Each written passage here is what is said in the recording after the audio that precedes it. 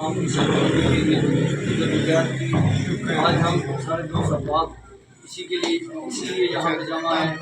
نبی ایسا فرمایا بخاری شریف کی حدیث پاک ہے، فرمایا بنی اسرائیل کے جتنے انبیاء تھے وہ سارے سیاسی تھے۔ آج لوگ کہتے ہیں مولویوں سے سیاسی سے کیا تعلق ہے۔ امام شاہ احمد نورانی رحمۃ اللہ علیہ فرمایا کرتے تھے اگر مسلمان اپنی سیاست خود نہیں سمجھیں گے، اپنی سیاست میں خود کام آگے نہیں کریں گے تو کیا سکھ، ہندو، عیسائی، یہودی، نصرانی ہمارے اوپر مسلط ہو کر ہماری سیاست یا ہماری حکومت کریں گے؟ مسلمانوں نے ہی اٹھ کر اپنا دین اسلام کو بلند کر دین اسلام میں جس طریقے سے یہود و نصارہ جتنے بھی اقلیت ہیں، جو بھی معاملات ہیں دین اسلام کے تحت چلیں گے تو پھر ہی نظام صحیح ہوگا۔ اگر ہم 76 سال سے سودی نظام کے تحت جو ہمارے معاملات چل رہے ہیں، اللہ تبارک و تعالیٰ نے قرآن میں فرمایا جو لوگ سود کھاتے ہیں وہ اللہ اور اس کے رسول سے اعلان جنگ کرتے ہیں۔ تو 76 سال سے پاکستان سود کھا رہا ہے، تو ہم تحریک لبیک یا رسول اللہ پاکستان کے پلیٹ فارم سے حاضر ہوئے ہیں، اس مشن کے تحت آئیں، نظام مصطفیٰ کے لیے ہمارا ساتھ دیں۔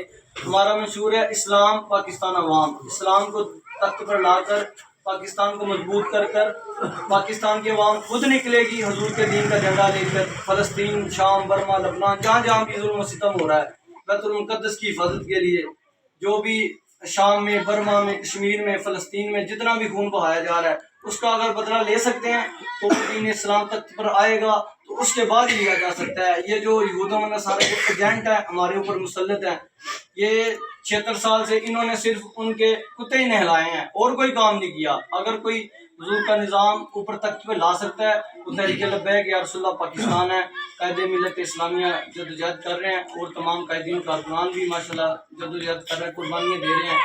جیسے 1857 میں ہمارے بزرگوں نے قربانیاں دی تھیں، 100 علماء کو ایک دن میں 300 علماء کو پھانسی گھاٹ پہ لٹکایا جاتا تھا۔ انگریزوں کے پھانسی گھاٹ ختم ہو گئے تھے لیکن ہمارے علماء کی گردنیں ختم نہیں تھیں۔ دہلی کے وہ چوک، چاندنی چوک بھی گواہ ہے کہ جب ہمارے مولانا کو جناب انہوں نے پھانسی دیا تو کئی دن تک آپ کی گردن سے خون ٹپکتا رہا۔ کیوں ٹپکتا رہا؟ کہ جب مولانا دنیا سے گئے تو ان کو موت کا غم نہیں تھا۔ یہ صرف طریق اسلام اٹھا کے دیکھیں، جب بھی قربانیاں دی ہیں وہ حق والوں نے دی ہیں۔ 10 لاکھ بندے ہم نے شہید کروائے، پوری 1400 سالہ تاریخ دیکھ لیں، پاکستان جب بنا تھا تو 10 لاکھ بندے شہید ہو گئے تھے۔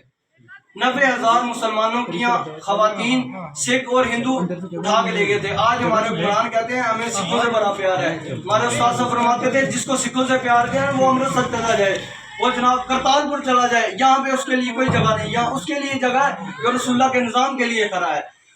یہاں تک کہ عورتوں نے لکھا ہم نے اپنے بچوں کو، دودھ پیتے بچوں کو گلوں پہ ہاتھ رکھ کے ان کو جناب ذبح کر دیا۔ کیوں ذبح کیا؟ اس لیے ذبح کیا تو یہاں پہ ہم رسول اللہ کا نظام لائیں۔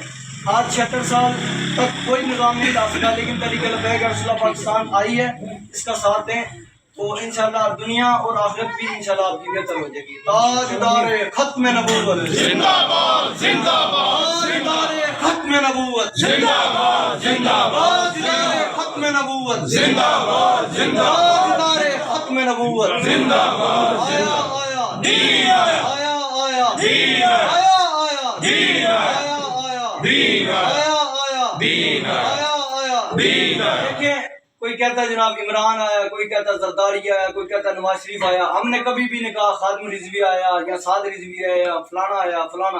ہم جب بھی بات کرتے ہیں کہتے ہیں رسول اللہ کا دین آیا، آیا آیا دین آیا، آیا آیا دین آیا، آیا آیا دین آیا، آیا آیا دین آیا۔ رسول اللہ صلی اللہ علیہ وسلم نے ارشاد فرمایا جو 2 چیزیں ہیں جو مرنے کے بعد بھی بندے کو فائدہ پہنچاتی ہیں، ایک علم اور ایک جو نیک بات بندہ چھوڑ گیا۔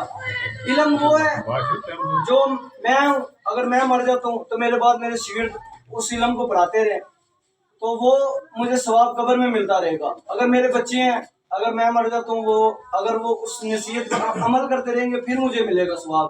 لیکن جو مجاہد اسلام کی ناموس پر، ختم نبوت پر پہرا دے گا اس کا ثواب کسی وسیلے کی اس کو ضرورت نہیں، ڈائریکٹ اس کو قیامت تک اس کا ثواب ملتا رہے گا۔ آئیں تاجدار ختم نبوت حضور کی نمو سے رسالت، ختم نبوت حضور کے نظام کے لیے کوشش کریں۔ اور تحریک لبیک یا رسول اللہ کا ساتھ دیں. جزاک اللہ.